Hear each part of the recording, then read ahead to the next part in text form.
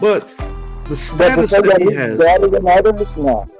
the status that he Nobody's better. has, No one is better than another. You're not better than me, and I'm not better than you.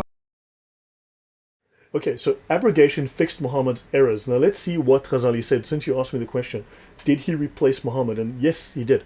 Okay, in fact, all the scholars ultimately carry the mantle of Muhammad's authority through this whole bayah process that flows from Allah to Muhammad, well, Allah to Gabriel, Jibril to Muhammad, Muhammad to his companions, the companions to their followers, and blah blah blah blah blah blah blah to today. Okay, Al-Ghazali's words that the prophets are not immune to errors in judgments. Abu Hamid al-Ghazali wrote in his blah blah blah, under the name Deliverance from Error, published by blah blah blah, the prophets and religious leaders referred men to exercise of personal judgment, and necessarily so, despite their knowledge that men might err. In other words, men might make mistakes. Right? So the apostle of Allah, that's Muhammad, even said, I judge by externals, but Allah undertakes to judge the hearts of men. So Muhammad could only see the externals. Allah saw inside of men's hearts, right? What their intention was.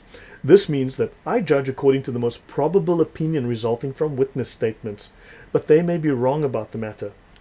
So therefore, his conclusion, the prophets had no way to be safe from error in such cases involving personal judgments.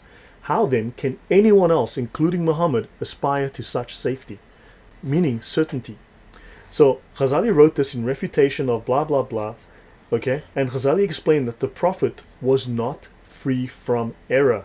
Ghazali explained in his book, in his refutation, Muhammad was not free from error. Al-Ghazali explained these matters in detail, that the prophets can make errors in judgment. Now this is continued here. Now this book by Dr. M. Said Ramadan al-Buti, The Jurisprudence of the Prophetic Biography, in other words, what legal knowledge can be extracted from the seerah. And he speaks here of the Prophet's errors in judgment. Okay? For example, on the case of the prisoners of Badr, I read to you actually something about that earlier, where Muhammad let these prisoners go in exchange for money. So basically they said, look, please let these people go, we'll pay you ransom.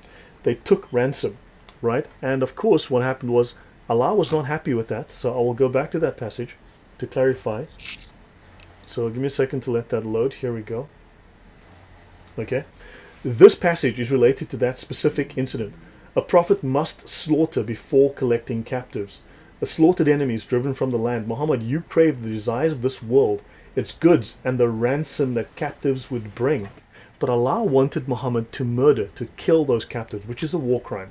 But Allah desires killing them to manifest the religion. Allah desired the killing of these captives to manifest the religion. So let's have a look how this incident in the seerah is then translated into Islamic law and the ijma, the understanding and the consensus of the scholars. And he says here, the revelations of the Quranic verses were reprimanding the Prophet and his companions for this decision. Right? So Muhammad was reprimanded, and therefore Allah had to send down an abrogation. This event serves as evidence that the Prophet possessed the right to engage in those... Sorry, there's a typo here. Okay? The scholars reached the conclusion concerning the captives taken at Badr. If it was possible for the Prophet to engage in personal judgment, ijtihad, then it follows that it was possible for the judgment to be correct or incorrect. In those cases where Muhammad's judgment was incorrect, the error would not be allowed to remain. Rather, a Quranic verse would inevitably be revealed in order to correct Muhammad's mistaken judgment.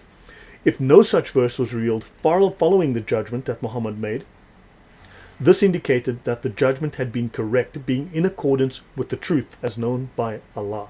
So Muhammad made mistakes, and abrogations were Allah's way of fixing Muhammad's stupidity and mistakes.